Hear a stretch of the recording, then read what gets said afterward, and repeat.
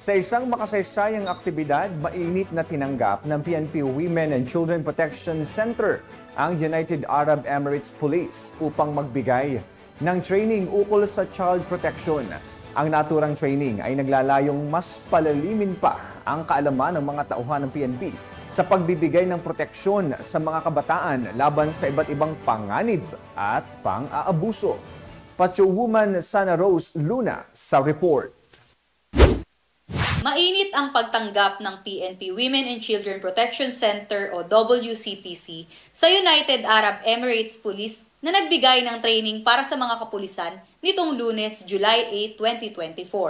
Sa kauna-unahang pagkakataon, nakipag-ugnayan ng UAE Police sa PNP WCPC at nagbigay ng child protection training na pinangunahan ng mga PNP officials at ng UAE Director of the Child Protection Center na si Major Khalid Al-Kaabi. Naging bahagi din ng opening ceremony si Attorney Benjamin C. Abalos Jr., Secretary of the Department of Interior and Local Government, kasama si Chief PNP Police General Romel Francisco D. Marbil bilang mga pangunahing pagdangal. Sa pamumuno ni Police Brigadier General Portia B. Manalad, hepe ng WCPC, kasama ang mga tauhan at personnel nito ang tumayong OPR ng nasabing training. Ito ay kinabibilangan ng mga tauhan ng PNP WCPC at WCPD personnel mula sa National Capital Region Police Office, Police Regional Office 3 and 4A.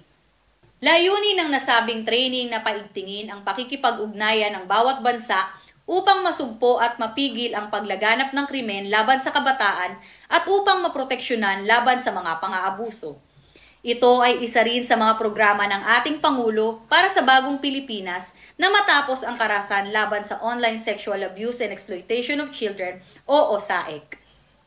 Nagpahayag naman ng mensahe sina DILG Secretary Attorney Abalos Jr., Chief PNP Police General Marbil, UAE Director of the Child Protection Center Major Al-Kaabi at ang hepe ng PNP WCPC Police Brigadier General Manalad. We're able to seize 100,800,000 worth of drugs, and that's the performance of the PNP. And we also gave updates on the killing. One thing I want to make sure, and one thing that we have to promise our SALG, what he said that the Philippines is the epicenter. Let us debunk it. Let us debunk it. Let us learn. Let us put the exploiter, especially from out of their country. By equipping ourselves with the latest tools, skills, and strategies from none other the experts in this field, we strengthen our position as the vanguard of women and children. Our program will focus on key points: response skills, combating cybercrimes against children, artificial intelligence tools, interviewing skills with children, device examination, and self-training procedure.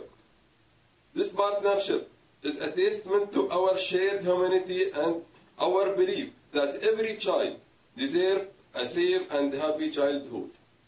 I would like to thank everyone who contributed to making this cooperation possible.